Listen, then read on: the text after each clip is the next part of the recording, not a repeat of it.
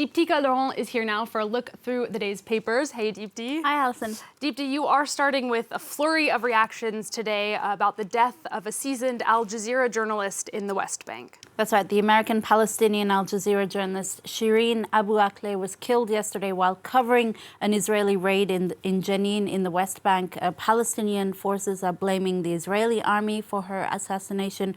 The London-based pan-Arab paper Al-Quds Al-Arabi says pretty much the same thing on its front page, calling Abu Akleh a martyr killed by the bullets of Israeli colonists. The paper also calls it a turning point in a major escalation by Israel against the Arab-speaking press. The Lebanese French language paper L'Orient Le Jour, meanwhile, pays tribute to this, quote, Christian Palestinian woman and respected journalist for Al Jazeera, of course, who in the end gave her body and soul to her job. The paper also notes that her death comes exactly a year after Israeli strikes destroyed the Jalal Tower, where Al Jazeera's offices were based in Gaza. And clearly an admired and respected journalist. Deepti, how is the Israeli press reacting to this? Well, the conservative Jerusalem Post is focusing today on its front page on who killed Abu Akleh, noting that a Palestinian autopsy could not determine who exactly killed her. In a front page opinion piece, the managing director today laments what he calls a, quote, exploitation of her death for political gain. David Brin writing there in that column about how Abu Akleh died really depends on how one feels about the Israeli-Palestinian conflict. The editors of Haaretz, meanwhile, call on Israel to open an investigation, an international investigation, and issue a statement of regret. The paper noting that Abu Akleh herself stood for the fight for real and courageous journalistic reporting on what goes on under Israeli occupation. In her death, she's now become a, quote, symbol of brutality of the Israeli occupation in the West Bank. All right, Deepti, we're going to move on and take a look at The Guardian today. They're reporting on carbon bombs that could trigger a climate catastrophe. Tell us more. Well, this is a long read from The Guardian, so you'll need a bit of time to sort of go through this article. But the British Daily's investigation basically reveals what it calls these carbon bombs. The world's biggest fossil fuel firms are apparently quietly planning scores of carbon bomb oil and gas projects, which would basically produce greenhouse gases equivalent to a decade of CO2 emissions from China. There are about 195 planned projects which would each result in at least 1 billion tons of CO2 emissions over their lifetimes. Some of the places that are concerned by this, countries in the Middle East, Russia, US, Canada, and Australia are cited as those countries with the biggest expansion plans. And The Guardian basically says if governments around the world do nothing, these oil companies will continue to get richer at the expense of the planet which will just continue to burn. And this is really a ticking time bomb for The Guardian today. Yeah, it's scary stuff.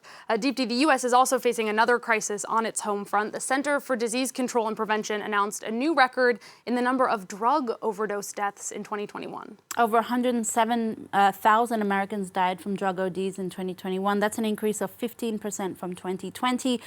Deaths from opioids and synthetic opioids like fentanyl and cocaine also rose over the year. Politico in this article says that, the Joe Biden administration is essentially facing two crises now, twin crises, the COVID-19 pandemic and all that pandemic entailed, and the opioid epidemic. And it appears that the two are in some way mutually connected. The pandemic did exacerbate drug use for many people already living on the margins at the time. What's terrifying, though, is that the leading cause of drug overdose deaths are these synthetic opioids like fentanyl that are actually prescribed legally by doctors. One doctor in a regional American paper explains that the prescription of legal opioid painkillers was a real problem in the past.